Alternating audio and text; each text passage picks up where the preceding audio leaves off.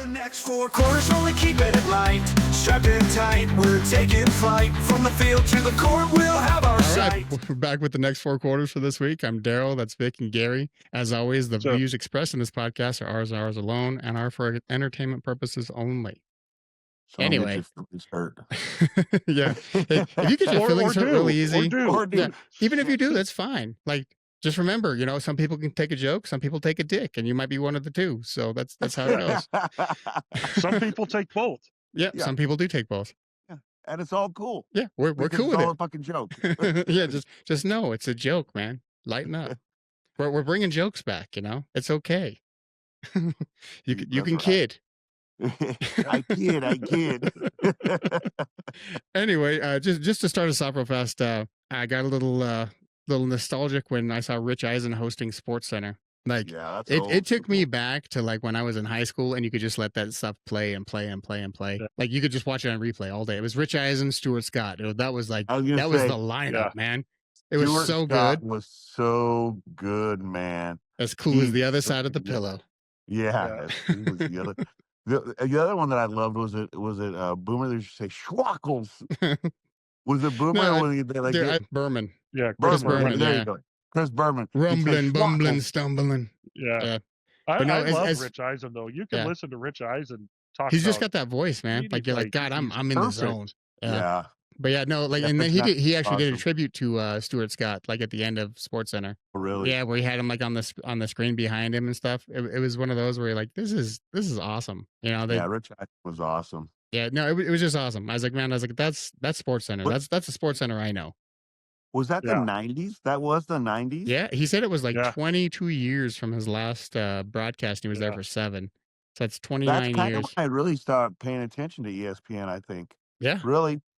Yeah. Because now ESPN's got Disney money, and then they bought NFL Network and stuff, so they could do whatever they want now. Disney, they're gonna have everything. They're gonna have NFL Network. NBA on TNT is now going. Yeah, it's all there. It's all there, and it sucks because it's on fucking ESPN. Like, I know. I don't like ESPN anymore, but you got to watch it if you want to watch. Listen, the fucking Charles Barkley and Kenny and fucking EJ and Shaq. You got to watch ESPN now. Yeah, you have to. It's the days of ESPN where if you turn to it on like at 2:00 on a Tuesday, there'd be a Rochambeauing competition. You remember that?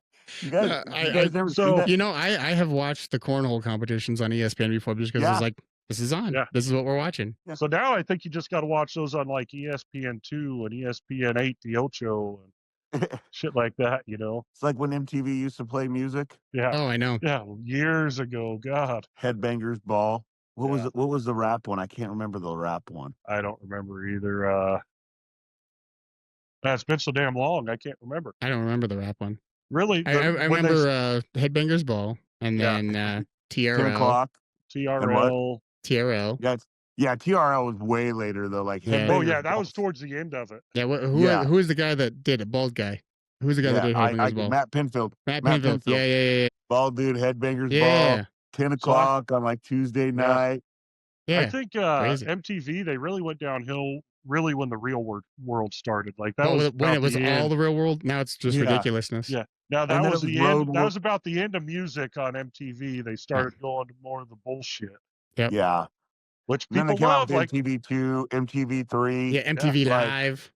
People love that shit though. They love all those reality shows, the Real World, all that shit. They love it. See, because like around that time, like VH1 came out and they had pop-up video. Dude, I'd watch the shit out of pop-up video. Video. All the little random facts. Yeah, random shit all throughout the video. You're like, I love this. The other one talking about nostalgia that I just fucking loved was Adult Swim, when I'd either watch Headbangers Ball or Space Ghost Coast to Coast. Space Ghost Coast to Coast. The cartoon characters that act like Johnny Carson. Yeah, great. I used to love Space Ghost Coast to Coast. And Ren and Stimpy, it wasn't on Adult Swim, but Ren and Stimpy was an adult cartoon. Oh, yeah, dude. Ren and Stimpy was wild, dude. We should not have been watching that when we were young kids. I talked about Powder Toast Man, like, not too long ago. I was like, don't you remember Powder Toast Man? Like, the guy would, like, he'd, like, rescue that dude, and he'd fly backwards, but the guy'd be, like, on his back, grabbing his butt cheeks to, like, direct him. I was like, Hold this on, is wild. listen. It was almost like the ambiguously gay duo is kind of what Yeah, Robert wait a minute. Toastman was sort of. I got the best one. We got to, if we're going to talk about nostalgia and like offending people, pull this clip up, Daryl. Go to YouTube, type in handyman in living color. Oh, You guys remember that one? yes. Could you imagine that nowadays? No. Dude, No. people like Blazing Saddles. Oh, Like, my It's dude, funny that they people couldn't would- handle this people- old box Yeah, on a living but color. it's like Blazing Saddles is funny because it wasn't a racist. Like it was making fun of racist. racism. Yes. They just did it so well. They didn't know any, like nobody knows any better.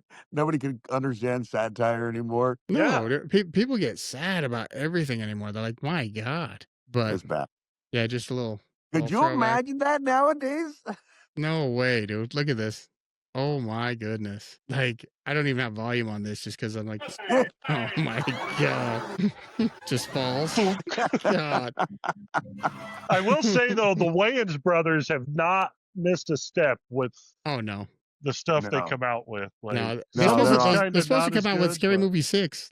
Sean and Marlon are back for Scary Movie 6 is what I was hearing. The only thing they did that I didn't like was white chicks. See, and I love White Chicks. I think that's funny. See, the kids watch it all the time. They love it. Like, and then there's just one scene in Dance Flick. Like, the rest of Dance Flick was terrible. But that's when, was it Sean Wayans comes to see his son? And he's like, I'm just here to see my son. He walks in. He picks the kid up. He's like, hi, Yep, son. all right. And he puts the See kid you down and next he week. leaves. And she's like, he's such a good father. Dude, it's hilarious. Whose baby is that? What? That's your baby. Whose goddamn baby is that? That's one of my most like replayed clips in my brain all the time. Oh my God! Whose white baby is that? Gary? Huh? You know what we're talking about with Cat Williams? Yeah. Yeah. Yeah. Whose goddamn white baby is that? Just because you name him Darren doesn't mean he belonged to Darren. Oh my God! I forgot how much that clip lives rent free in my head constantly. All day. Every time somebody brings that up, I was like, whose baby is that? whose white baby is that? It's a Slavic baby. That baby was born with a 780 credit score. Yeah. Oh my God. All right. Anyway, out of nostalgia, back to the terrible the real Indianapolis Colts. Yeah, we think Colts are gonna be bottom team, right? Saints, Oh, Colts, yeah, kind they'll of be pretty low. bottom 2 or 3. Well, you know, like you said, Anthony Richardson can't read a fucking defense. Dude, and apparently they're like, well, let's go with Daniel Jones. Daniel Jones is now our starting quarterback. It's like, oh when you have my the option God. of somebody that can't read a defense or Daniel Jones, I mean, your options are slim. they're Yeah, pretty limited. I'm surprised they didn't call the Broncos and be like, hey, can we get Stidham? Yeah. I just No, don't 'cause Stidham's doing understand. good. I don't understand people in that view. Like, we got to answer. Obviously, we understand he's not a starting quarterback. No, but The draft had a ton of quarterbacks. yes. Shedeur didn't go till the 5th round. Yeah, and you picked 0. Take a chance on him. Yeah.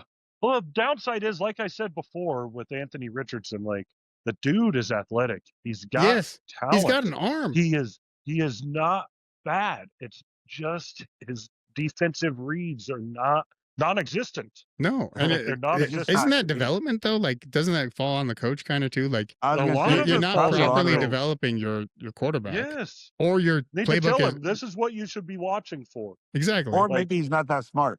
Because Right. they said that about Paxton Lynch. Like Paxton Lynch, they tell him, hey, listen, no, if the mic does that, go do this. And Paxton's like, that doesn't even make sense. What are you And talking then about? he's out. Yeah, Yeah. We're playing football here. No, I drop back. I'm 6'7". I throw the ball real far. I But that can only see works in over college. everybody. I Yes. could just throw it that way. No, that's not how it works. Yeah. But no, with Yeah. like Anthony Richardson, like you kind of feel bad because you're like, man, like you knew when you drafted him, he was going to have to be developed. Yeah. Like he wasn't supposed to be a day one starter. He was supposed to be a development guy. I say with Yeah. the Colts, it's probably coaching related. well, It's- Because it's Steichen, and Steichen's supposed to be like an offensive wizard, but apparently know he that- had a bigger playbook. You know, maybe you got to dumb the playbook down, kind of like they were having to do with Russell Wilson with Sean Payton's Yeah. offense. got to make it simple. Sean like, Payton's start like he can simple. run a 2-minute, but he can't run the full playbook. Yeah, start simple and then expand out little by little.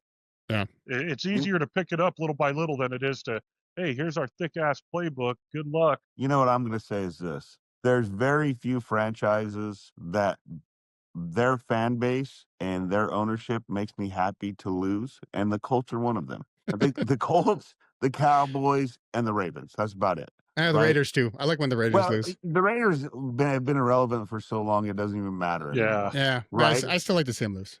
It's one of those where you're like, man, I feel good. But listen, like anytime the Chiefs lose, I feel way better. The Chiefs are insufferable to their fans only because, right, like your franchise was a joke before Peyton Manning.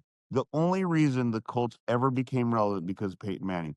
And then they run around acting like they are like they're just insufferable. Like how and then they killed off Andrew Luck. Yes, and like you wasted a generational talent because you couldn't build a line around. And then they're mad at Andrew Luck because what did he have, a ruptured spleen or something I crazy? Know, something crazy. He had even overseas medical procedures done, and nothing was helping him. Yeah. So the fact that Jim Irsay, who's an asshole, even the people of Indianapolis don't like the owner of the Colts, and the Colts fans and the Colts organization sucks, that makes my day. Yeah, I can see. Make you happy. Little slappy, make you happy. Yeah, well, I had to live out there for 4 years when Peyton Manning played for him. Oh, yeah, we just had to live through the Peyton Manning meeting the Broncos in the playoffs and just scorching us. Yeah. It seems like we'd always play them late in the season, and then they'd sit their starters, and we'd win, and we'd go into Indy all pumped up, cool, and then they would just destroy us. Demolish us. Yeah, so bad. It was terrible. I also think it's amazing that Peyton Manning played 14 years with the Colts, but he considers Broncos home. Yeah. That's awesome. Because you always see him at Broncos practice, taking pictures and stuff, hanging out. I was like, look at this guy. Loves the Broncos. If the Colts would have been if they would have been a better organization and built more around Manning, I think it's the fact that they gave up on him. I think that's what happened. They built him a statue, they call Lucas Oil the house that Manning built, but I think it's because they gave up on him. They're like, nah, he's not worth it. Reason, but if they would have built better around him when he was still healthy, before he hurt his neck, he might not have hurt his neck if they had some better offensive line than just Jeff Saturday. Right.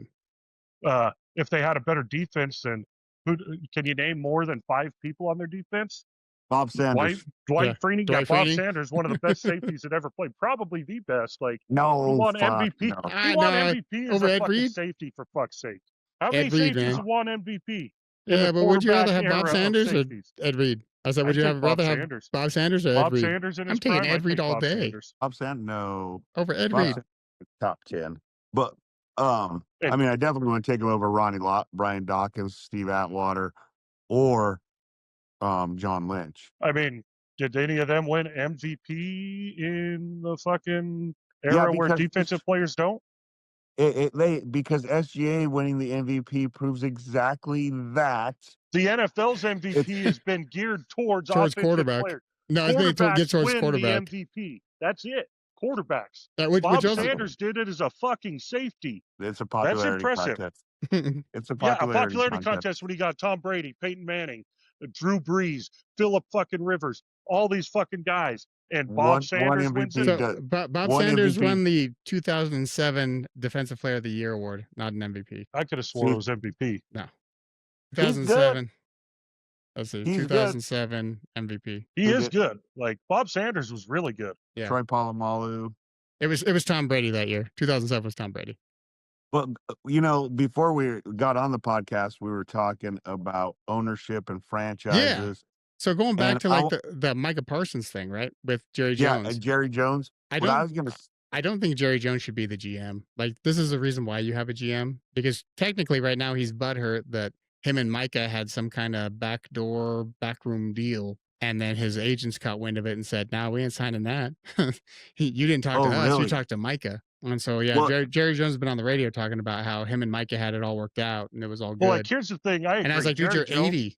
You might be talking to shadows in the room at this point. Who knows how competent you are? You know what I mean? Jerry Jones should not be GM. But if if Micah Parsons agreed to it, he should tell his fucking agents. Yeah. No, I want that deal. But maybe it wasn't a money deal. Maybe it was the framework. Okay, we're gonna do 80% guaranteed and this and this and See, this. That's what I wonder. It'd be nice. And it all sounds good, and you're like, yeah, that sounds great. Let's do it.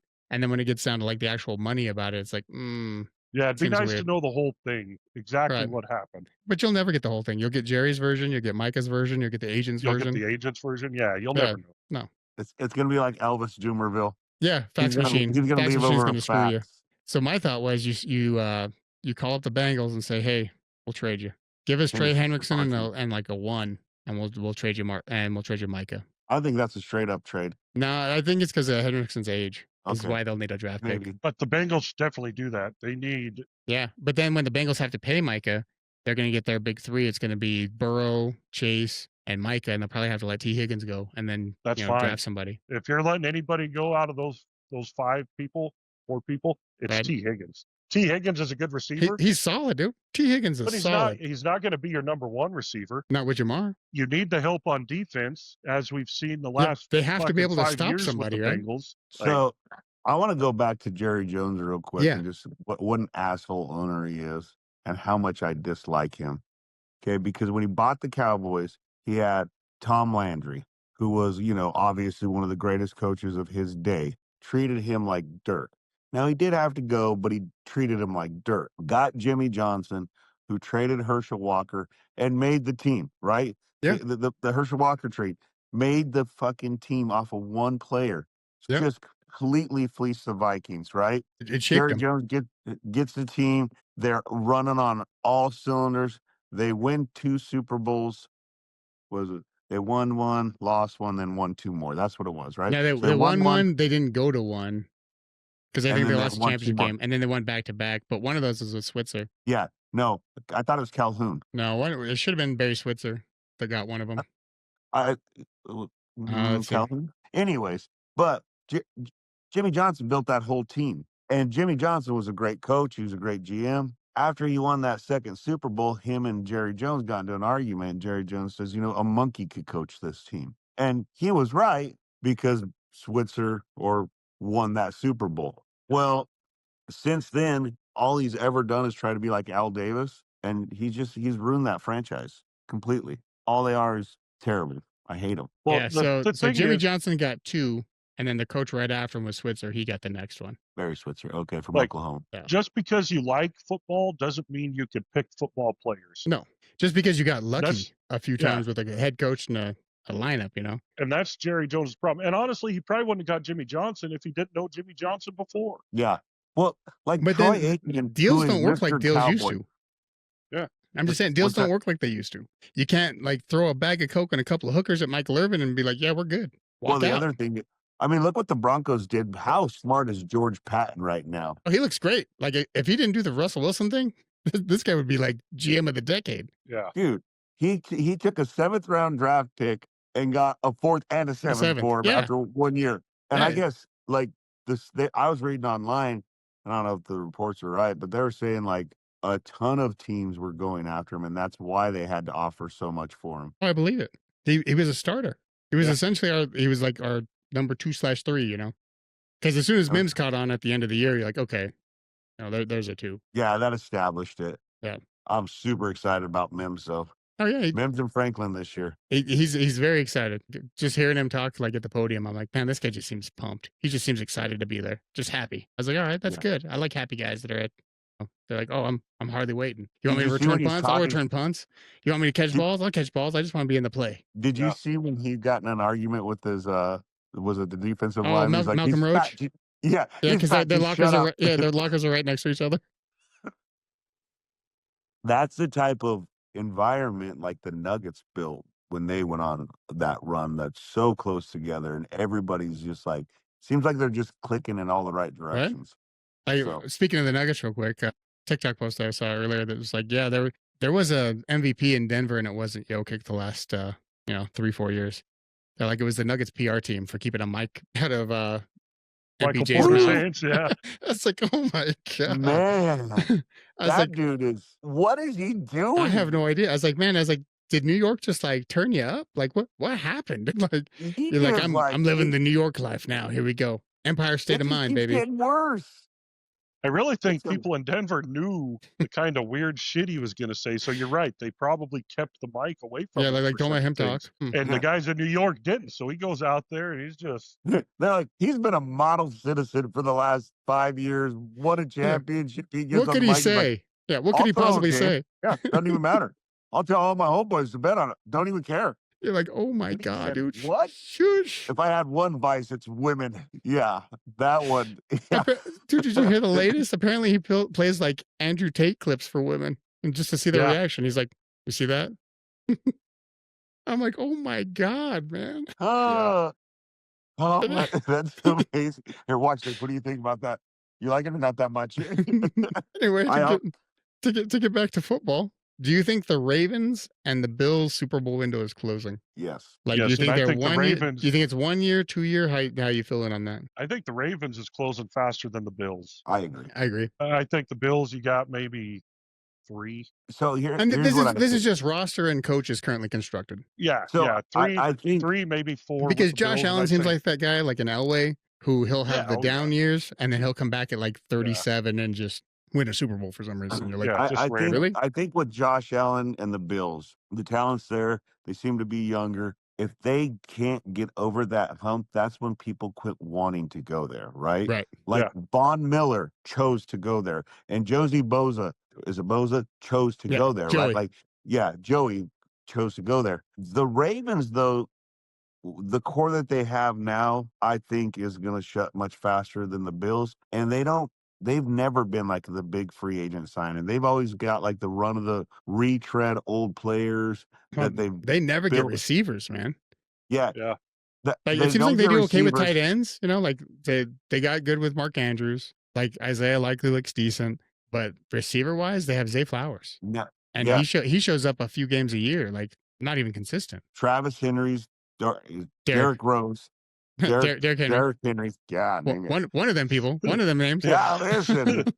I told you it's been one of those days. Derrick Henry is the anomaly, and like we've said, Father Time's undefeated. And he's in year 10. Huh? Derrick Henry's in year 10. He's got to fall off at some point. I mean, there's got to be that year 10 for a bruising back like that. At some point, you got to worry about injury, right? Like you have to worry about injury. Because you're like, I give the Ravens 2 more years. They don't do it in 2 years, which I don't think they will. I think it's done. And then Derrick Henry's not going to last more than 2 more years. Right? And then they got to break that whole roster down and reconstruct it back up. Like that sucks. Yeah. I mean, but they do have a good defense. Their defense is hella good. Yeah, but their defense has been good forever. Yeah, that's always what they've been. Yeah. And I don't know. I mean, it's always just been, and it's been older guys like Derek Wolfe, right? Like role player guys that just fit into the system. Right. Well, that's Ozzie. That's Ozzie Newsome. Yeah. He built the defense. So Rod Woodson. Yeah, right? It's one of those where you just look at it and you're like, man, I don't know if the Ravens can keep going. Like, I don't know that they can. Like the Chiefs, they got their dynasty because everybody was young. And then when they won the last time, they had like a whole like brand new secondary. You're like, oh, these are all like rookies in their secondary and they're playing out of their mind. It's crazy. I give them 2 years max. And then the Bills, like the Bills I feel bad for because it's like, man, I just want you guys to do good. Just get one. And I don't care done. who plays for the Bills. I would just like to see the Bills because I loved the Bills back then. Yeah, with Jim Kelly, Thurman Thomas, I'd love to see him get one. Yeah.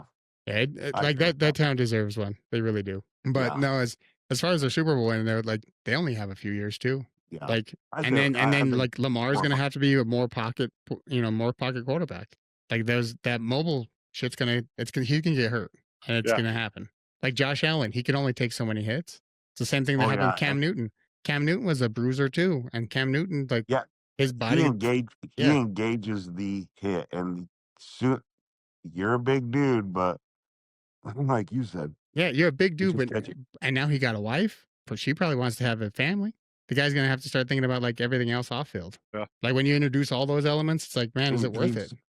He's 9 years in. Is he 9 years Allen? in? I think he was 7. I think it's 7 years. Yeah, he's getting right there. Because I think him and Lamar are both the same. They came same draft.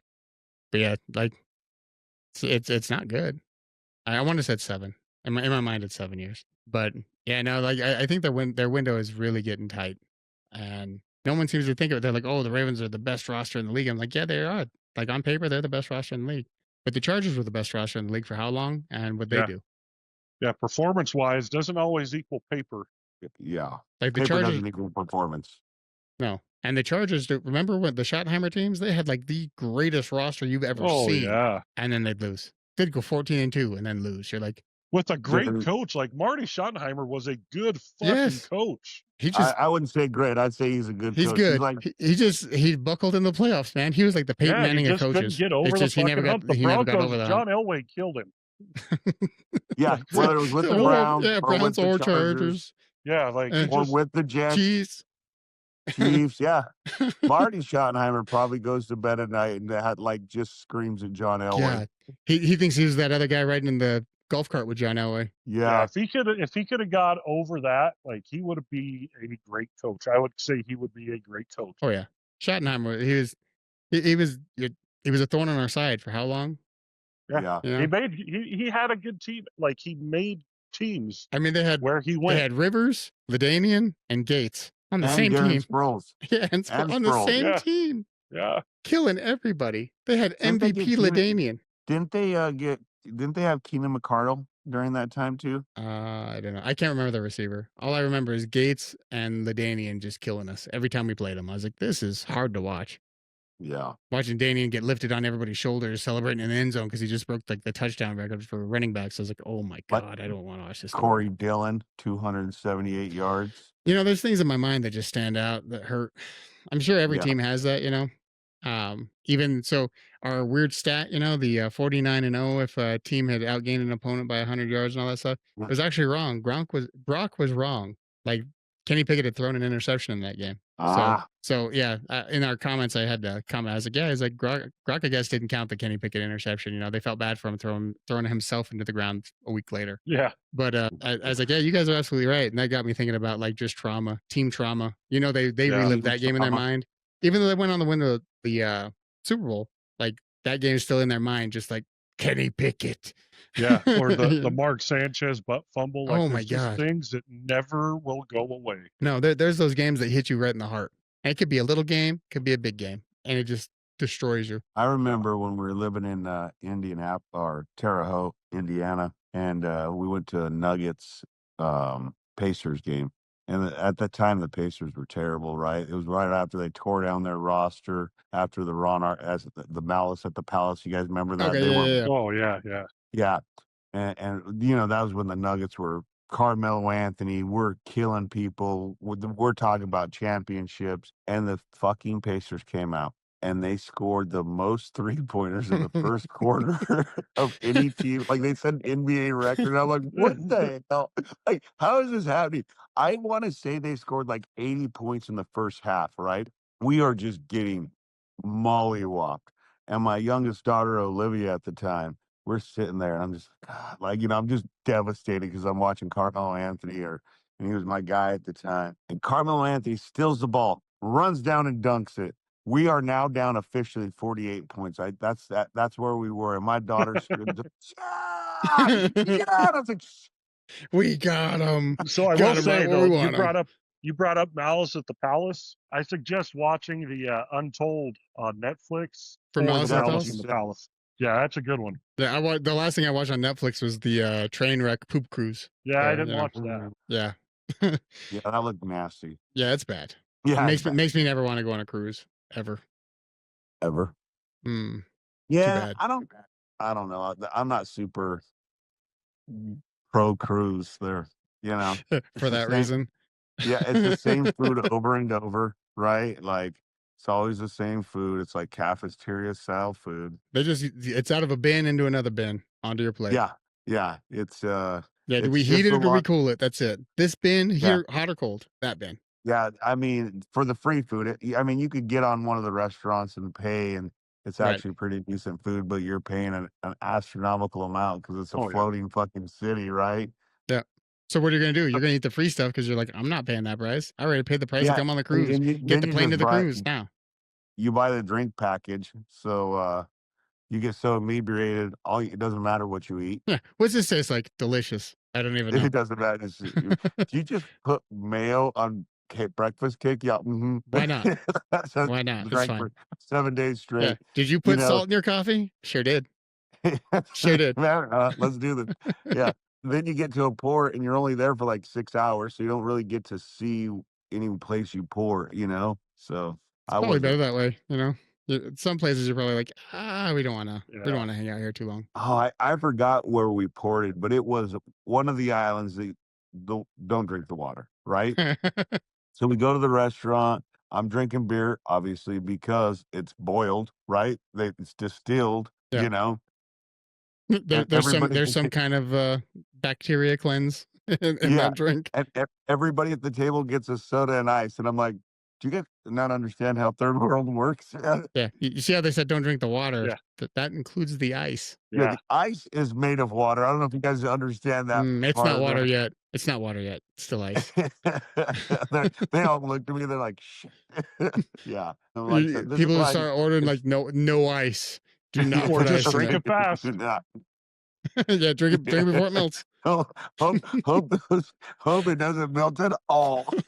Which I'm sure it won't on an island where it's fucking 113 degrees with 100% humidity. Depends on how fast you can drink.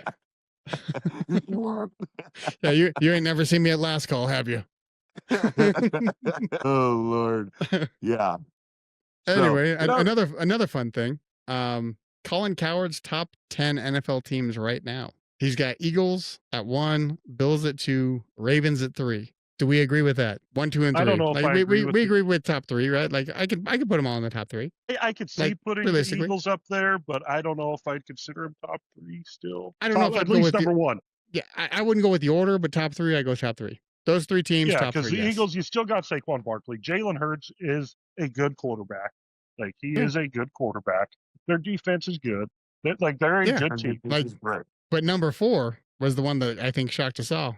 The Denver Broncos. He got the Denver Broncos at number 4. I was like, oh my God. I was like, dude, I'm hyped. But this is a lot of hype. It hurts my chest. Every time I see this, I'm like, oh God, you guys better destroy. He's not the only one. You see people all the time. Dude, Jason McCourty. Was it Jason McCourty? The Broncos was one of the McCourties winning the AFC West, they say. Yeah, my God. I was like, you guys got a lot of faith. A lot of people have the Chargers not even making the playoffs. And I was like, I was like, man, you guys. Which I don't know about that. I could see 3 teams from the West making playoffs. Broncos, Chiefs, Chargers. Yeah, I can see it. Because then they got the Chiefs at number 5, like right behind them. I would flip flop the Chiefs and the Ravens. You'd have the Chiefs at 3. Yep. Just based on Andy Reid. Just based on Andy Reid and the fact that they're in the Super Bowl and playoff production. Yeah. They're in the AFC Championship game forever. Yeah, I think they've been in every AFC Championship game, right? I mean, the Eagles just won the Super Bowl over the Chiefs, so I could see them, being over them. Yeah, and they have played them in 2 Super Bowls, so that's cool. And then the Ravens, like, what have they won? What have they won? Right? Yeah, I mean, we're at like Eagles, Chiefs, Bills, Ravens, Broncos. Yeah, you know what I mean? That's kind of where I'd put it. I'm not nearly impressed with the Ravens. Yeah, and then they got the Seahawks at 6. Yeah, the Seahawks at 6 was kind of shocking too, because I'm like, okay, I was like, but in that division, like if we're just going division by division, they got a shot. Because if Stafford's back isn't good, they're going to be all right. And their defense looked fine. You got to see them play. We got to see what they look like with Sam Darnold. Yeah, that's why I meant Sam Darnold, because Geno left. Yeah, Sam Darnold could be the Sam Darnold of old or the Vikings Sam Darnold. I think he'll be more Sam Darnold if he shows up shirtless to the games, I mean, he's going to be Viking Sam Darnold. If he shows up shirtless to the games, Vic is buying a ticket from fucking Miami to Seattle for every game. He'll just be just a staple in the crowd. Yeah. Listen, I now also have another good pitcher that we need to look at, and I think you need to pull up Kevin Durant's feet. Oh my God! No, I've seen Kevin Durant's feet pitchers. We'll get to that after we get through this list. Anyway, after the Seahawks, we got the Commanders, and then the Rams. I would put the Commanders above Seahawks for sure. Well, then they got the Rams, the Packers, and then the Lions. Lions are 10. I don't even know if I put the Packers at 9. That's where I'm at. The Packers and the Lions. Yeah, I mean the Lions lost their head coach or all their coordinators. Yeah. But I'm not super impressed by Jordan Love yet. Me either. And people think he's like he's talked about like Justin Herbert's talked about. Yeah. And I was like, Justin Herbert's done nothing for me to be impressed about yet. They're about the same quarterback in my opinion. They haven't done a lot. No. Like they look good. They're not bad quarterbacks. No. Am I disputing like would I take them in fantasy? Hell yeah. Yeah, they're better than Sam Darnold for sure. They're better than Geno Smith. They're better than they're probably top 15 quarterbs. Yeah. But yeah, so like So the top 10 there, it's a little wishy-washy, but yeah, little dicey. Yeah, but yeah, Eagles, Chiefs, Bills, Ravens, Broncos sounds about right. Yeah. With the Broncos being the shocker in that, because I'm hyped, but I don't know if I put them top 5 yet. I might go top 10, but not top 5. I wouldn't put them top 5 yet. I just don't want to jinx us. No shit. Yeah, that's the thing. You need to see how they. You need to actually see, like the Seahawks at 6. You need to see how they play together. I need to see the starters play. Yes. I need to see what they do. Well, I need to know they can move the ball. People on offense too, like J.K. Dobbins, who's traditionally been a 1,000-yard back every year, but you have no idea. Or Jay Harvey, who was very successful in college, but again, you have no idea. Look at Ashton Genty. He hasn't done shit, even though it's preseason. I get that. But again, he's lowering his shoulder. It's almost like the Reggie Bush thing, kind of like what I said, and maybe he comes out. But Ashton Genty lowered his shoulder and got leveled, right? Did you see that? Yeah, that's what happens when you go to the Raiders. Like he did truck somebody, but it's like their line is horrendous, I think, dude. I'm like, your offensive line is not good. That's what everyone says. Ashton Genty. I thought that's what Pete Carroll built. I thought Pete Carroll was like the offensive line guy, kind of like a Harbaugh. But Harbaugh's offensive line looks incredible until they lost Rashawn Slater. Now they look vulnerable. Yeah. But yeah, everyone's like, oh, the Raiders will be good. They picked up Ashton Genty. They got Geno Smith. Yeah, Geno Smith. And a running back you haven't seen in the NFL who plays for the fucking Raiders, who, no matter who they draft, Jamarcus Russell was supposed to be amazing. The guy was a fucking turd. Oh, yeah, but he still beat the Broncos. What's that? Still beat the Broncos. Yeah, he did. Well, back then, anybody could beat. Back then, we could put together a team that would have beat the Broncos that year. Yeah, it's one of those that you're just like, we can't the catch thing a about break Ashton Genty, and I said this, I think I said it on the podcast, he played in the Mountain West Conference. It's easy to do that in the Mountain West Conference, right? Yeah, it's not like you're playing in the ACC or the SEC. Yeah. Like, I still think he's good, but I don't. Big Ten even. He's not the Raiders' savior. That's for sure. No. Like, it's going to take a lot more than just one dude. What are you looking at, Daryl? I'm trying to find these toes. No, you don't want the toes. You want them with socks on. They look like loaves of bread. Oh, my God. Okay. Because they're so long. I found the toes. Have you seen them, Gary? Oh, yeah, I've seen them. They look like baguettes. You'll know it when you see it. Baguettes? They do. Am I wrong, Gary? Oh, my God. It's like a baguette. Looks like a City's got on these white socks. I was laughing so hard when I saw it. I was like, what the hell? You'll have to pull up a baguette after so we could compare. Oh, you need my a God. side-to-side picture. I wish I could do like side-to-sides. When I screen share, it only does the one. God damn. Looks like a baguette. Telling you. We're getting there. I'm getting the classic baguette. So we can look at the baguette first. So we have that in our mind. Okay, yeah. So let's see. So Kevin Durant's toes, fucking disgusting. Here's the baguette for a reference. All right. Yeah. Okay. All right. So that's baguette for reference. And then let me get this other one. This one. Sorry, I got a lot of pictures. There you go. There's his little flipper flopper. That is the goofiest looking foot on the planet. Look at that. What size shoe does he wear? It's like a 20, isn't it? 21? Baguette. He wears a baguette. That's he wears a baguette. He wears a full loaf is what he wears. Yeah. One incredible loaf. However, I did find another picture that was equally disturbing, but not quite a baguette. I got this one here. Look at them bad boys. Look at them flippity floppities, huh? Do you see what the NBA does to these guys? Like, look at their feet, like how bad their toes get. Yeah, that's terrible. Oh, hey, you want to talk about how bad their toes get? I got one of them pictures too. Is it worse than LeBron James' toes? No, but look at that. Look at that little nail right there. What is that? Look at that's Kevin Durant. Oh, look at you got a weird nail on that one. He got this boom, it makes a 90.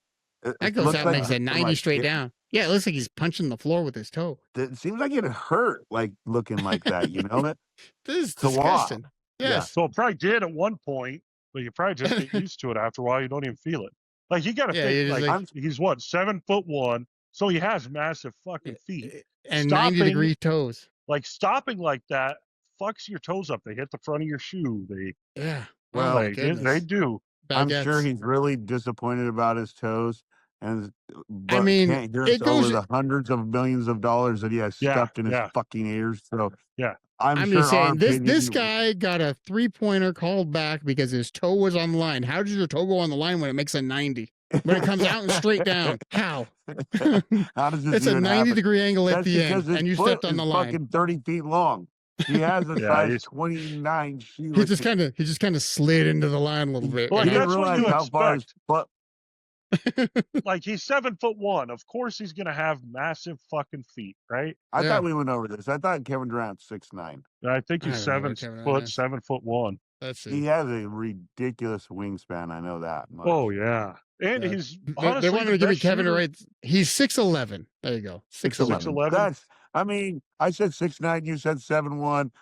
We're right. We're split Right in the in the middle, you know? We're split in the middle. We're Right in the split middle. the middle right there. And that's still fucking massive. Yeah, Do you know he has who's that also really high listed at release, like, he 6'11"? lets the ball go like up here. Yeah. Do you know who's Yeah. also listed at 6'11"? Giannis. Me. Giannis me. is Giannis does 6'11". not look like he's 6'11". No. Yeah, Like Not me. on here, maybe. according to Google, you know, right here. Ask him how tall I am. I think I'm 6'11". Only when you drink. But look, Yeah, 6'11". Giannis. looking at him next to other people, like next to Kevin Durant, I never thought he looked that tall. Like, he looked Yeah, shorter they're than listed Kevin at Durant. the same height and just a 3-pound difference. Are you kidding me? Yeah, because Kevin Durant looks like a fucking beanpole. Yes. He's small. Well, he's not small. He's tall as shit. Yeah. But frame Giannis wise, looks like a he doesn't monster. have a large frame. No. Giannis is a beast. It looks like He's stocky. Kevin Durant's like Mr. Fantastic. You know, he's just stretched out a little bit. Yeah. You know, you could just stretch him a little. You just pull him. But Fucking Giannis great is like a shooter, monster. though, man. That guy could shoot the fucking ball. Well, yeah, he could just touch the rim. He could just go right in. You know, Yeah, that goes back to those old basketball stats. You could just don't even got to jump. Just put your hand up. Put your hand up, put the ball in. Yeah. Maybe that's the next rule proposal for the NBA. Raise that basket 1 foot. Yeah, that'd be Jokic won't be crazy. dunking no more. We'll take With away the his dunk. 3-inch vertical. Yeah. He'll be hitting the rim like the Sprite commercials. Just dink. Falling backwards. Sprite commercials. Those used to be the best back in the day. Again, they'd sky. Boom. With Mini Penny. Yeah. The Mini Penny ones were funny. Yeah. Penny Hardaway. Did you ever watch the one on Orlando? The Orlando Magic? Oh, the 30 for 30? With Penny and Magic Shaq. moment. Yeah, it was great. That was great. Yeah. Anyway, Yeah, get back that to was a good football. Our last topic here for a little debate is top NFL linebackers of all time. Oh, that's easy. Ray Lewis. LT. Yeah, LT. Lawrence Taylor, Number Ray 1. Lewis. Ray Lewis. Ray Lewis. What about like Seo? Like where would you put Seo? Lower half of the top. Like top 10? 10. I'd put him top 10. Yeah, Seo was. Because you got you got Dick Butkus. I was gonna say Butkus. You got was Singletary. awesome. Singletary. Patrick Urlacher. Willis was a fucking beast. Ryan Urlacher was fucking amazing. Luke Kuechly. Zach Thomas. He's somebody I didn't think about until I was watching Broncos highlights. Luke Kuechly was Luke good. Kuechly. He had like a Yeah, Madden type stat. Like he had like 20 But I don't know tackles if in a I'd game put or him in something the ridiculous. top 10. Like right No, now, but like top 20? 10 maybe. Like top 20? No, Luke Kuechly. I'd he just didn't play very long. I'd say maybe 11 or 12. Not quite top 10, but definitely top 15. Yeah, because Kuechly was crazy. Look up most Crazy. tackles by Zach Thomas. I think Zach Thomas had like 160 tackles one year, like something ridiculous. Yeah, so his highest tackle total in a single NFL season was 165 tackles. That's fucking ridiculous. And nobody talks about Zach Thomas when they talk about like linebackers, but 165 So what is the most tackles. What is the most tackles by a linebacker in a single season? So Luke Kuechly's highest total in 1 year was 205. I was gonna say, I think Luke That's Kuechly hit ridiculous. 200. And that was his rookie year. Yeah, he was awesome. Speaking of linebackers, I was reading this thing today that said that when Bill Romanowski wanted to get traded for the 49ers, he walked into the GM's desk, pissed on his desk, and said, "Trade me now." Yeah, I've heard that too. Don't know how true it is, but I have heard that also. So the record for most total tackles by one player in a single NFL season is 214. Ooh. That's set by Hardy Nickerson. I don't even know who that Oh, is. he And was that was awesome. that was 1993. Like I don't Yeah. remember that guy at all. Hardy Nickerson was the outside linebacker, wasn't he? Or defensive end? I'm trying to get more Probably. info on him. I think he was considered an outside linebacker. Yeah, it like just says Von Miller. linebacker. Just says linebacker, but he played for the Buccaneers. London But you also Fletcher's gotta another think- one that You also got to London think Fletcher. about putting Von Miller up there. Yeah, but top in 20. my opinion. I wouldn't Maybe put him. not as I, maybe not as you know. total tackles, but just based off of his rushing the passer, the dude is so weird. So this, according to Google AI, it says for solo tackles. So just straight tackles, not tackle and or assists and everything. The record is 156 by Ray Lewis. that makes sense. Yeah. And That every one of season those was tackles was a hard fucking tackle. Oh, dude, that was 97. So like people were Oh, losing so like that helmets was and just shit. prime fucking beefed Yeah. up. That was like crushing people's like chest and shit, Yeah, that was Ocho Cinco trying to fucking hit Ray Lewis. I one time tried to hit Ray Lewis. Yeah. Okay, so I'm gonna go with my top 5 then as we talk about it. LT, we all agree on one. LT, yeah. Ray Lewis 2. Ray Lewis is 2, absolutely. I'm gonna do London Fletcher, Hardy Nickerson, and Zach Thomas as my Ooh. top 5. London Fletcher was severely underrated. Yeah. And I He's really good. You like forget Zach about Thomas. him. Like you forget about some of these guys. Yeah, well, because there's so many. Like it seems like there was a ton of linebackers. Like we didn't even mention like Patrick Willis, who I think was incredible. Well, Patrick Willis was amazing. But he just didn't play for a long period of time. Exactly. It's kind of like what happened with like Al Wilson. Kuechly. Yeah, like Al Wilson for the Broncos. Yeah. Who else? Yeah. John Mobley. John Mobley, who got the neck thing. He was on his way to be incredible. Yeah. But no, Kuechly.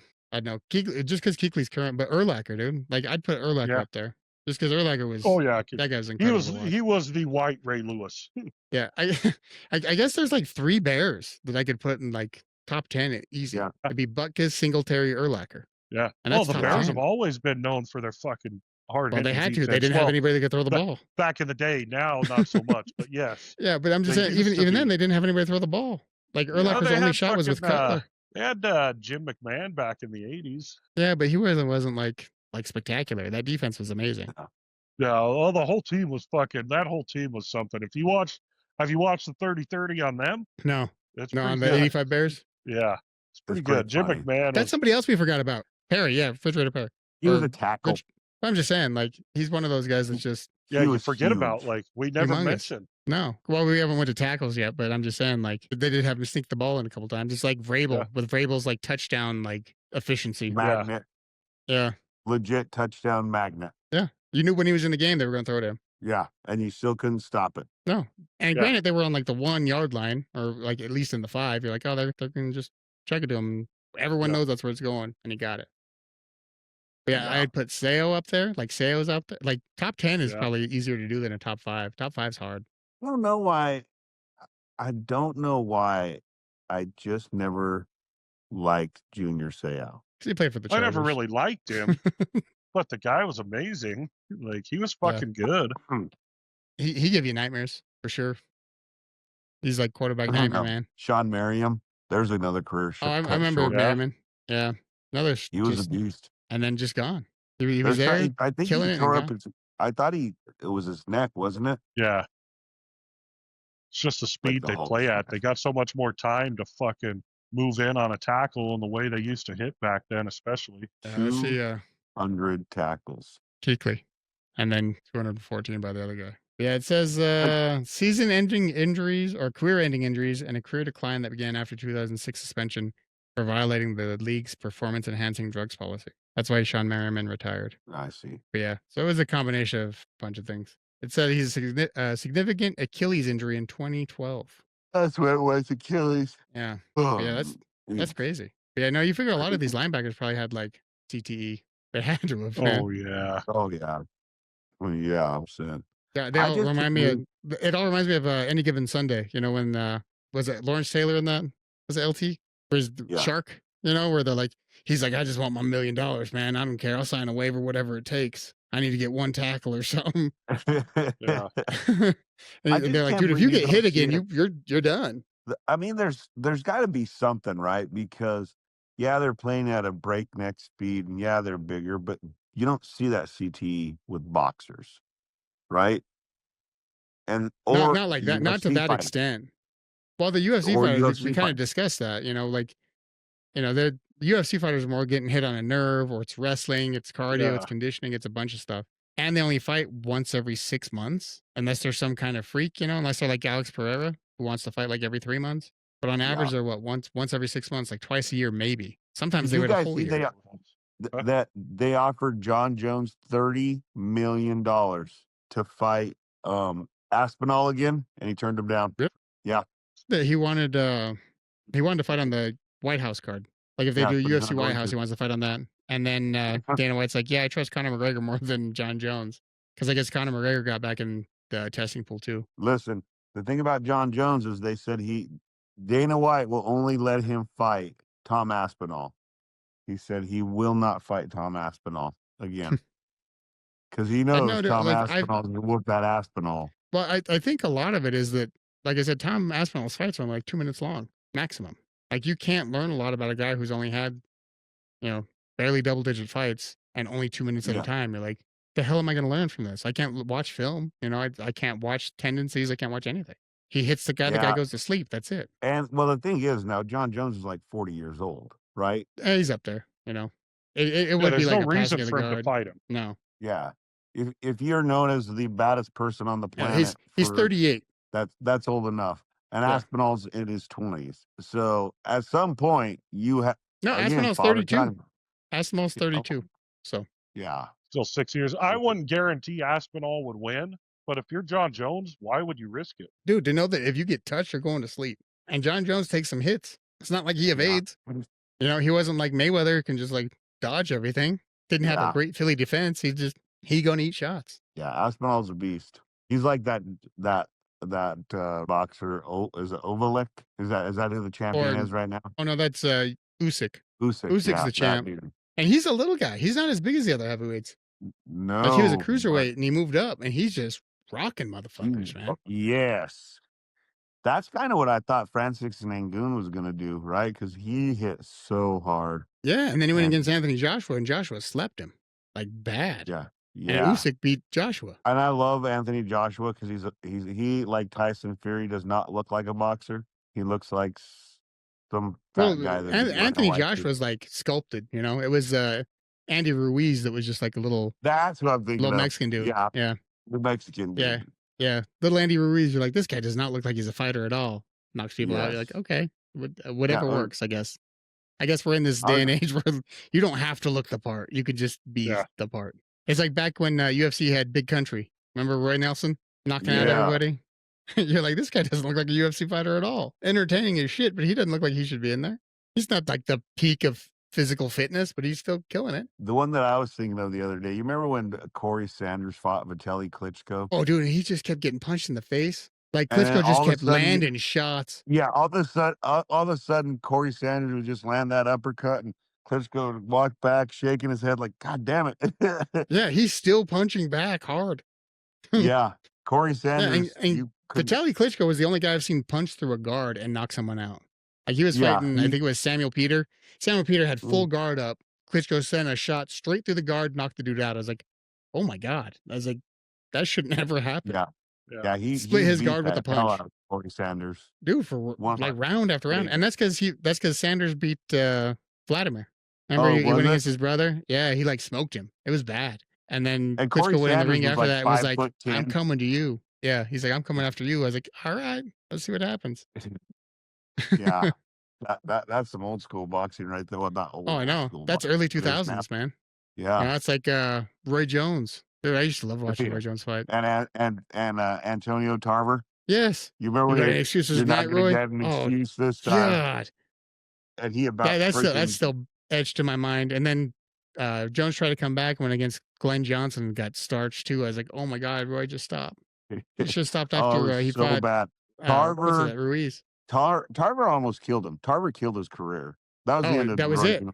That was the Yeah. invincibility was gone. Because remember, like Yeah. Roy Jones had songs. He had rap songs. I'm still Yeah. unknockoutable. And then he got just starched bad. Oh, And you're it like, well, was maybe so- it was a lucky shot because they threw the same exact punch. And, Jones dropped his guard before the punch even got there and ate it bad. And I was like, the man, thing, I was like, the thing apparently he about can't eat that a one punch. was Tarver, like Jones was throwing such wild punches because he knew the only way he was going to beat Tarver is if he was throwing wild. Like Well, he because he had beat to Roy move Jones got shots. awarded a decision the first time they fought, Yeah, and I thought he Tarver should beat not him have on been. that one. Yeah, I thought Tarver He beat did. him, and then he's like, "Well, we're gonna do a rematch," and that rematch, dude, like they both do that same like looping. What was it? Like a right? Yeah, And yeah, Jones dropped his guard right before the punch got there. They threw the same exact punch. It's almost yeah, like he that knew was him, like he knew what punch he was going to throw. Tarver kept his guard up. Jones dropped his. Game over. awesome. The only like the worst part was when he went against Glenn Johnson, like a few months later. And I was like, this guy's a journeyman. He shouldn't have a chance against Roy. And then he beat the crap out of Roy. Roy was like stiff, doing 6 inches on the mat. And I just remember, Yeah, it's one of those where Roy Jones was my favorite boxer to watch because he was buttery smooth. God, he was so Yeah, fun once to they watch. lose, they're fucked though, especially They're like that. done, man. Like, Yeah, even look at happened to Chuck Chuck Liddell. Liddell, Yeah, Anderson Silva. Once Anderson Silva lost, it was over. Like, yeah, because Chuck Liddell got starched by Rashad Evans. yeah, You know, he got that bad. like, oh, dude. And then after that, he went against French Franklin and like went all out like the last 10 seconds and just ate a shot backwards, Yeah. dead. I'm like, oh, this is bad. yeah. But yeah, like there's That's been some crazy how incredible it is. knockouts. Yeah, there's been some incredible knockouts. But like I do miss boxing. I miss boxing in its heyday. Now it's Jake Yeah, Paul good versus Tank boxing. Davis and shit on Netflix. I'm like, Which is give completely me, staged. yeah, give me fights. Like, cause like they have Canelo versus Crawford coming up, which should be a great fight, but Crawford's moving up 2 weight classes to fight Canelo. Like 2 weight Yeah, that dude classes. that fucking is fighting Jake Paul is like Jake Paul outweighs him by like 50 pounds. Yeah, just naturally. Like I was like, really? Jake Paul's 6'4", 205. The guy he's fighting is like 5'6", 160 pounds. He's his own promoter, so you know he's fucking telling him like, "Hey man, I don't really want you to go hard because Tyson could have fucking killed him, right?" It's fucking It's like infuriating. I think it's an exhibition too, so it doesn't actually go on the record. Yeah. Yeah, That's what I sucks was like, about Jake Paul because he's not a terrible boxer. Like his technique isn't like he needs no, to learn more, but he yeah, needs to fight real fucking fights. yeah. Like, come on. Jake Paul could sell Netflix views by fighting Yes. anybody. Yes. You don't need that big a name across from you. Just have a professional name across from you, and it would Yes. get you way further. You know, it's like everybody's favorite fight. It's like Gotti, like Mickey Yeah. Ward, Arturo Gotti. Yeah. Like Mickey Ward never went further than the Gotti fights, and like Yeah. people would watch him just because the name alone. He was entertaining, and you're like, it's a name. I don't care who he's fighting. Like that's all you got to do. Like boxing got broke because they let people just fight tomato cans forever. Yeah. You know, it was the Rocky approach. We're just gonna feed you tomato cans, make sure you're fucking big and bad, never give you an actual challenge. Yeah. Like Canelo fights twice a year. He fights on Cinco de Mayo and then in the fall, and that's it. And that's what he fights. So Cinco de Mayo, you know he's fighting. Like around that time, he's fighting. But it's I don't even like watching Canelo fight because I was like, oh, what tomato can they got against this guy now? Yeah. You know, or what guy's coming up in weight, or what's going on here? Like I watched Canelo lose to that light heavyweight because he went up a weight, and that light heavyweight guy beat the hell out of him. Didn't knock him out, but he Canelo's beat the pretty hell out of smooth him. though. I do like Canelo's boxing style, but Oh it just yeah, seems like it's boxing's just a dying sport. it's dull because It there's is. nobody good against somebody good. Like at least the UFC is like, we're going to put 1 versus 2 all the time. And if you fight well enough, you But will I move up in think the like rankings. I think you say that, but I think boxing just doesn't have a good talent right now. Like True. there's Yeah, not the people talent pool kind of entering. sucks. Yeah, I think the talent pool just isn't there. Like the interest in the sport isn't there right now. You Right? know what I mean? And the Like, weird thing people is aren't. the money's there. Like the money is in boxing still. I don't know. I don't even know Oh, how. yeah. Like it's big money Some- in boxing.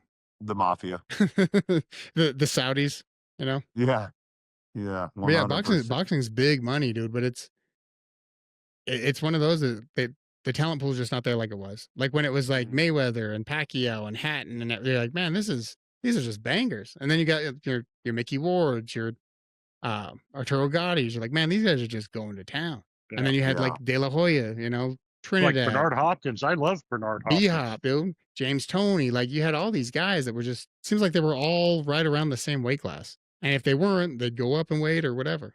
Because like Pacquiao, dude, Pacquiao was so fun to watch too when he was at his prime. Like when Pacquiao Yeah. was at his peak, that dude was incredible. Incredible. Fast as Like, fuck. oh, dude, he's still fast. He's still scary Yeah. fast. He just don't got that like extra power, you know? He ain't got that old man strength. Yeah. Like I don't know what happened there, but even watching his last fight against whoever he fought this last time, I forget his name. That's how much I keep up on boxing. My But, favorite my favorite boxer all time is going to be the most like you guys. I don't know if we've ever talked about this, but I think Evander Holyfield was the purest boxer there was because he never had knockout power. He moved up from a cruiser all the way to a heavyweight, and he did it solely on boxing prowess and body shots. He never had power. He did it on dude had skill. movement and body shots. Yeah. Yeah, he was one of, and I just don't think he gets the credit he deserves for doing that, right? Because he didn't have knockout power, good. but man, no, he was good. He was smooth as hell. I'd say the same about Mayweather too. Well, everybody loves Lennox Lewis, and I was like, I don't really like Lennox Lewis that much. No, I think he fought. I think he fought in a weak era, kind of like Klitschko's. Like Klitschko's had power, but they also fought in a weak era. Yeah. You know, they were on top forever, and they just fought in a weak era. Like Vitaly, when Vitaly fought Lennox Lewis, he was beating him, and then they called it on that cut. And then Lewis was like, I'm going to retire. I don't want to fight that guy again. That sucks. Fuck that. Yeah, it's stupid. He beat the hell out of me. Like technique and shit. Technique and shit. Yeah. Like Mayweather, fucking technique, defense. Like that guy was fucking. Well, Mayweather's got that defense down pat. Like every fucking time I watch Mayweather fight, his fucking guard, I would love to see him lose. His Like the only time I've like, seen the that guy in dude trouble was against Shane Mosley, because Shane Mosley landed a shot that actually like rocked him, like buckled him. Yeah. Other than that, it was like Zab Judah, and it was like brief. It was a brief like. But yeah, stun. his techniques are just like his counterpoint. Like a dude, fucking pure boxer. That guy. Yeah. Well, he look at his dad. Yeah. I mean that, and he mastered that Philly defense. Like he really did. Yeah. He knew how to roll like punches, as much as people hate the guy. Yeah. Skill wise, good. Amazing. Yeah. That shoulder roll. He had that shoulder roll. Dude, vicious. Roll right into a counter every time. Yeah. If you miss, you're gonna pay for it. It was crazy. Yeah. See, that's what Anderson I wanted Silva to see Mayweather lose so bad. Silva reminded me of that in UFC, like his defense, his counter punches. Yeah, and then he just got Silva had like the craziest accuracy of any UFC fighter ever. Oh, it was amazing. Like, well, the Forrest Griffin bout probably helped that accuracy. He couldn't miss. I felt bad for Forrest Griffin backpedaling, fucking dodging and just fucking swinging, just falling on. I was like, oh my god, bro! What the hell, man? That was impressive. Now Forrest Griffin isn't known for being a great fighter. That fight alone would increase your hit percentage, because it's Forrest feeling like he was 100%. Skill-wise, great fighter. He was tough. Silva's hit percentage is like, I want to say lifetime. It's like 70% or something fucking astronomical. It is. It's ridiculous. He was a great striker. And defense, dodging. Like the problem is he got too caught. It says it varies by source, but it generally falls around 55 to 61%. Seems higher than that. I said 70. UFC stats lists his striking accuracy at 61%. That's a lot. So, if I hit you 6 out of 10 times, you're not going to be a happy human being. No, it sucks. Because I think normal percentage is probably like 35, something like that. 40. Let's see. So it says the highest hit percentage for a fighter in the UFC as of August 2025 is Jelton Alameda at 84.2%. He is 22-3. Apparently, we're not on our UFC game like we used to be. We now realize that we are old. However, top 10 UFC fighters, significant strikes landed. Max Holloway is number one. He's landed 3,378 strikes. Yeah. And then that's followed by Sean Strickland, Angela Hill, King Green, Rafael Dos Anjos, Frankie Edgar, Joanna Jacek, Poirier, Cerrone, and Andrade. So I hate Frankie Edgar. You know the one that that's just significant strikes though. That's not hit percentage. But hit percentage, dude, to have an 84% hit percentage, Jesus on 25 Christ. fights, that's ridiculous. Hey, the one that I really like that I think doesn't get enough credit is that freaking Mighty Mouse. Oh, dude, Demetrius Johnson is amazing. Yes. To watch him, like the one highlight that I always run across is him like throwing that dude in the air and then catching him in an armbar on the way down. I was like, bro, like you just pulled that out of your ass. That's amazing. That's just amazing. He was so good. And dude, the UFC treated that dude like shit. Yeah, like he straight was like dog shit. He was like BJ Penn 2.0, you know, super bendy light, just ridiculous fighter, like something we'd never seen before. Oh, Yeah, BJ that Penn was dude's amazing 39 too. now, though. I always liked, honestly, my favorite fighter was Rampage Jackson before UFC. Oh yeah, when he was in Pride, When he was in slamming Pride, man, people. the slams. That's what that dude. That's when I like Vanderlei Silva. Vanderlei Silva in Pride was Vanderlei Silva in Pride, murderous. fucking. Oh, Pro Cop. those guys. Yeah. Pro Cop. Those guys were made for real fights, not the Not. the Let's not rules go of in a the ring. UFC. Let's fight outside. Two things. There is no greater fighter than Fedor. Fedor Emelianenko. How do you say it? Emelianenko. Emelianenko. No. There you go. Emelianenko. Thank you. He's not. No. No. He was the greatest for a long time. He sat on that perch, Against but who, then though? Yes, he was. Against who? Against he who? just didn't fight UFC competition. Rampage Jackson, Chemo. He never was fought fighting. Rampage Jackson. No, Yeah. but He never Fedor fought lost to Dan Rampage Henderson. Jackson. Dude, Fedor Hey. lost to Dan Henderson. Dan Henderson Yeah, had the but that was slickest knockout of Fedor I've ever seen. Listen, but that was at the end of fucking 60 fucking fights. Yeah. He was doing the But he grand. did- It was fight. Verdum that beat him. Verdum And is his the one that record was like killed the aura. 33-0. It wasn't 60 fights before he lost. He was like 33-0 before he lost. And he never fought Rampage. He fought a bunch of people in this lower level fighting company. Pride fighting. It was pride fighting in the Grand Prix. He didn't have a he whole fought- bunch of. He didn't have a lot of fights in Pride. So yeah, didn't have Fedor one. ended at 40 wins, 7 losses. 40 Yeah, wins, 30. 7 losses. He was That's a about 33. fucking ton of Yeah. goddamn fights. That's a ton Against of who sanctioned though? fights. Against who? Like his high marks were like Mark Hunt and Crow Cop Yeah. Crow Cop was a beast. when he was amazing. You know what I mean?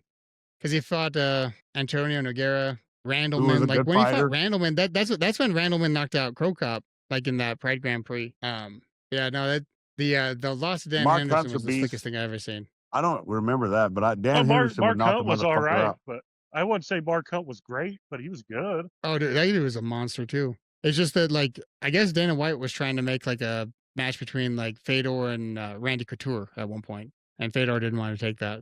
Like, Randy he Couture was would even have gonna worked him send over Randy like to a him. fucking. He would have folded him up like a fucking box. Like, it's one of those ifs. you know, Fedor's like, not as good as I- people think. His record is better than it should be because he didn't well, fight. at the height lot of of Fedor, like Pride was like the most watched thing for a long time before like UFC even did anything. That's where they picked all their talent out of.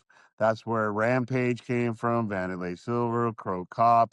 Every good UFC fighter was fighting in the time of Fedor over in Pride. And Because like he would not- because Well, Dana Pride- sent Chuck over to Fedor Pride. didn't fight as much in Pride. Chuck Liddell fought in Pride. He got his ass kicked by Rampage twice, and again in again, the he UFC. fought in Pride. That's where he Fedor- fought, was Pride. Fedor Yeah. fought. What fighting? Strike You FC. keep saying he didn't fight. Strike FC. He fought some in Pride, but not. He didn't have He 30 fought a fucking ton fights in in Pride. Pride. He'd do the Grand Prix. He fought a ton in Pride. It wasn't 30 fights in Pride. 30 of his wins did not come in Pride. Maybe 12 wins came in I'm Pride. looking. Which 12 or is still 13. a fucking So- ton. Which is still a fucking ton because Randy Couture is like 15-6. He had 20 fights altogether. So if he fought 15 fucking fights in Pride, that's still a ton of fights. That is a ton of mixed martial arts fighting. That's a ton Yeah, of and mixed then he martial went arts on fighting. to much To lesser get into the competition. for almost Much 50 less- So he was fucking fights, so Fedor was 26-1 in Pride. 27 fights in 26 Pride and 1 in who? Pride. when they were cherry against picking who? all the talent out of Pride. Against That who? was Mark They weren't Hunt, cherry picking Mark because Coleman, Pride closed shortly Crow after Cup, UFC started.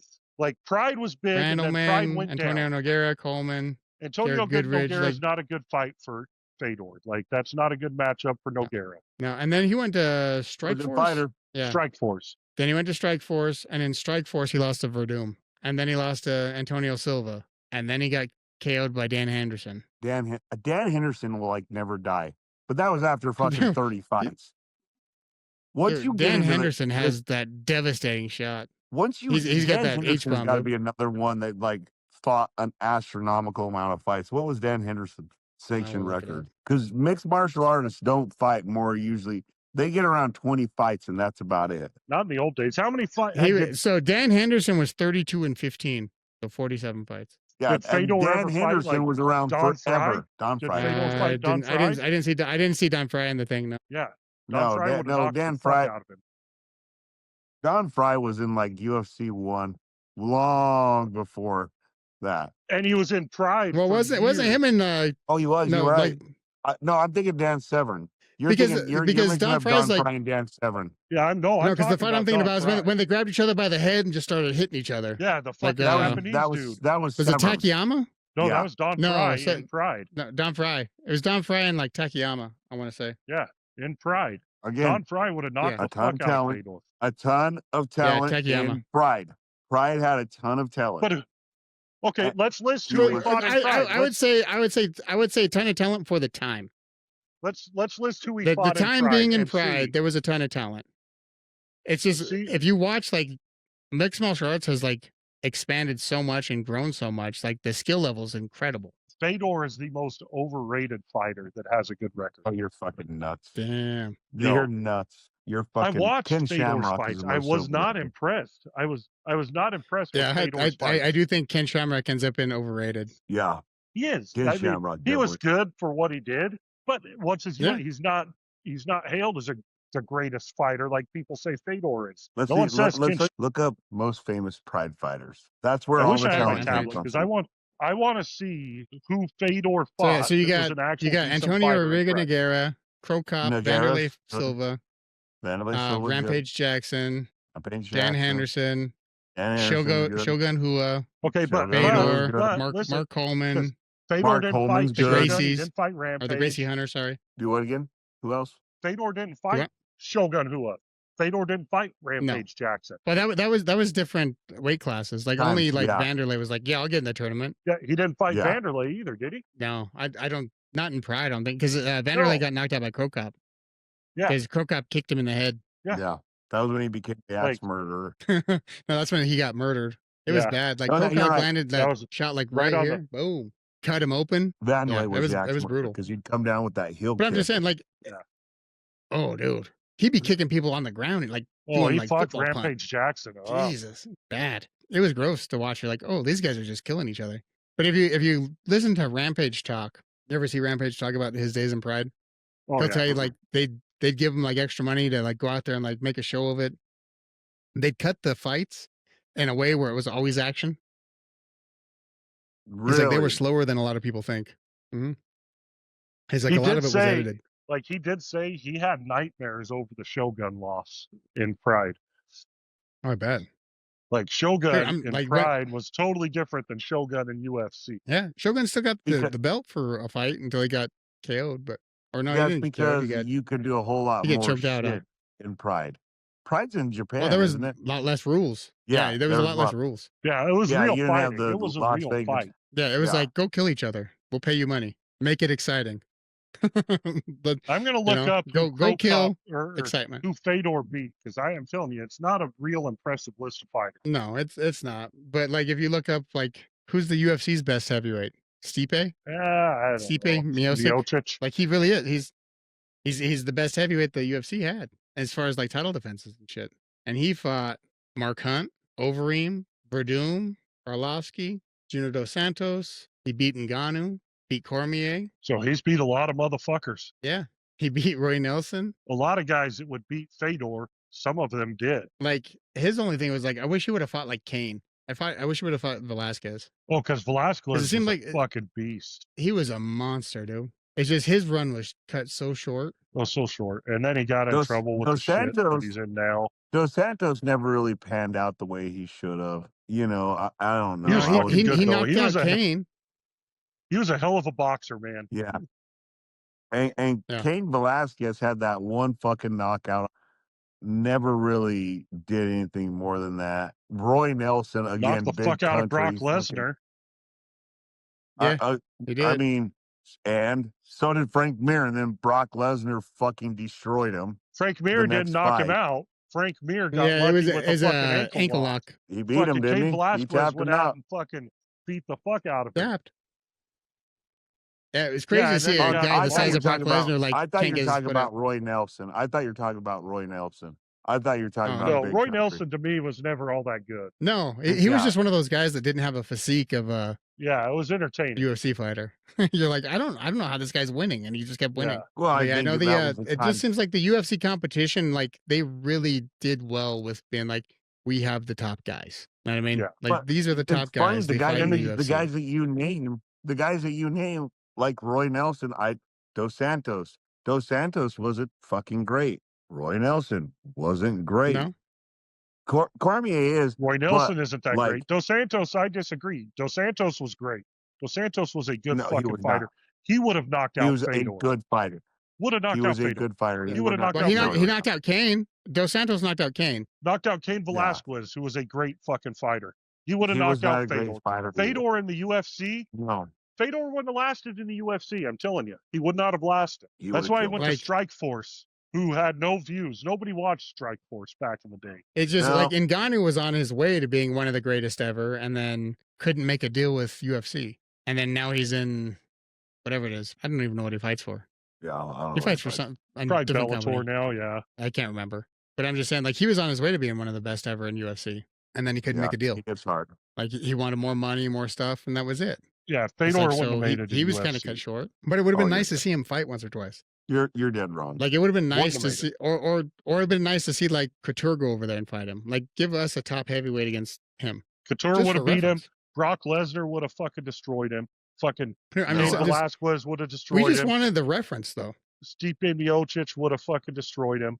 Randleman, like, dude, like spiked him on his head. I'm looking for it, and the expression on his face never changed. I thought Randleman was a It lightweight. was scary. Here's the thing about Fedor. He may Like- not have had the prettiest fight style. You weren't going to outwork him. The dude was the toughest human being on the planet. Yeah, Tough. he would have got fucking. He would have got walked like a fucking dog. No, you don't go 20-7 in a sanctioned thing. All right, so You so do that's, when they Fedor fucking getting pick dropped your on his head. fights Look at for this, you because they want you to be Boom. the best. and he still won that fight. Look at this. Look at this drop. Bam, Yeah. brutal, dude. And then he tapped him. Like He went from brutal. that to That tapping is a him. brutal drop. Dude, he bit him in half. He was like, Horrible. Let him Straight on his do head. it. Like they showed a slow-mo shot from the other side. Like when he lands, no facial expression change. Like he looked exactly the same. I was like, okay, yeah, I might not want to fight that guy. no, he. But no, in terms of talent, I would have loved to see a top guy from UFC at the time fight Fedor just for reference alone. Just to be like, okay, let's see. Let's see who really is amazing. They would have beat the fuck Because- out of him. Well, because Fedor was coddled by his whole management team too. You know, Oh, they the whole kind of time they handpicked picked fights. fights? It was like Yeah. it's like the Mayweather thing until he went to Strike Force, where they're like, you have to fight this guy. Yeah, and even then, Like, like we paid you top dollar, you got to fight this guy. he didn't want to fight Verdum because Verdum fucking submitted the motherfucker. Yeah, beat him. It was And incredible. dude. Like, Verdum, it was so Ver- weird. Like Yeah, Verdum didn't Verdum's even not seem the- like he wanted to win that fight. yeah, he's not even a great fighter. Like Verdum's not known as one of the all-time greats. No, because Stipe starched him. Stipe starched Bad. Verdum running backwards. Yeah, but Running here's the backwards. thing, He was though. running backwards and boom. Listen, whether it's Fedor or Verdum or whatever, you're not talking in mixed martial arts. It's so random. It just comes. Like Dan Henderson, who only has like a, what was it, 20-17 record, held the belt, right? No, Because it's so random because there's so many variables. Like you can't Dan say Henderson's record very is better few than people- almost 500. Yeah, he Well, was what- he was what was it? 32 and 15. Yeah, 32 and 15. not 20 and So, 17. 32 and 15. I couldn't remember exactly what That it goes was. back to But that's competition. still not Dan Henderson didn't. that He didn't handpick his fights. He didn't handpick his fights. He fought okay. whoever came fuck it. up. Let's look at anybody else. Most of their records are like 19-7.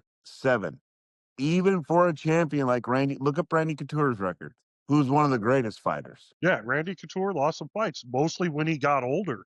But you made the argument for boxing that the talent's not there. They fought people that aren't good. It's just not entertaining.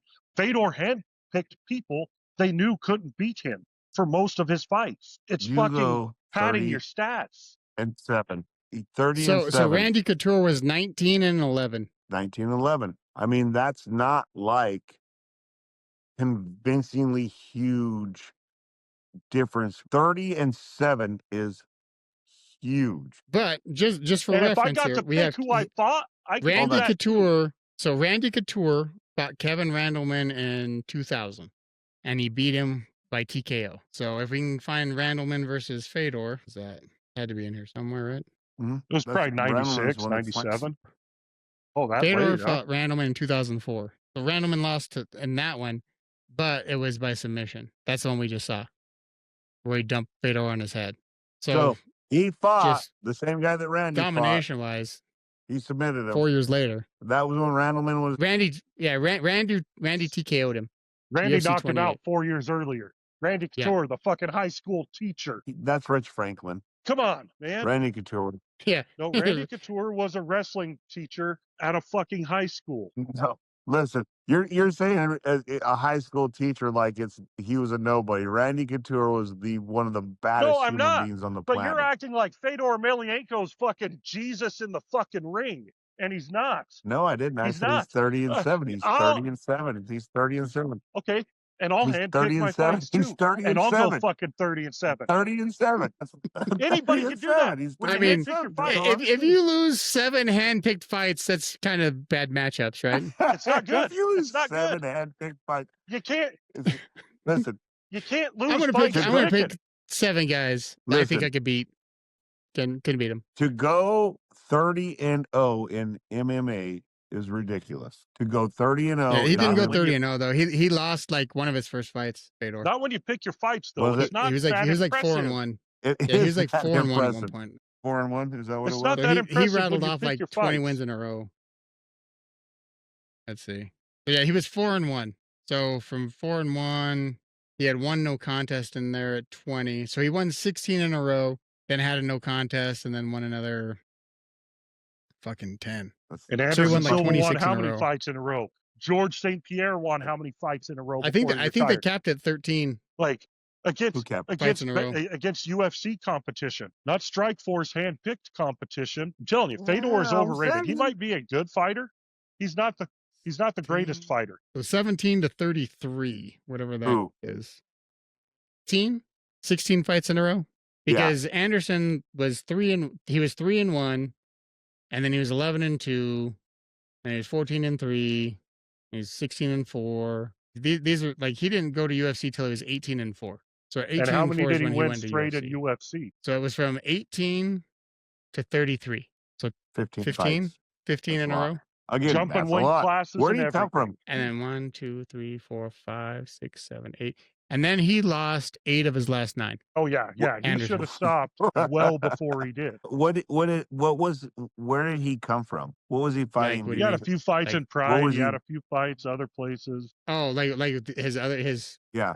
What was his promotion before that? Cage Rage. It was Pride and then Cage Rage and other shit I'd never even heard of. We can go on UFC for a while, guys. Yeah, we'll wrap it up. Anyway, Fedor is not that good. We'll see you guys Chuck next Norris. week. He'll beat Chuck Norris. He couldn't beat his way out of a paper bag. What paper bag would beat Fedor Emelianenko? Chuck Norris. Emelianenko. I don't give a fuck what his name is. Emelianenko, fucking fuckface McGee, fucking douchebag cocksucker. He's not. You're just anti-Russian, Gary. Yeah, it's because he's Russian. Go ahead, Daryl. It's because he's Russian. My camera's all out of focus anyway. Anyway, that'll wrap us up for this week on the next 4 quarters. If you like what we did, let us know. If you don't like what we did, let us know. Like, follow, subscribe, and we'll see you guys next week. Later. All right, later, guys. Stories, it's our holiday.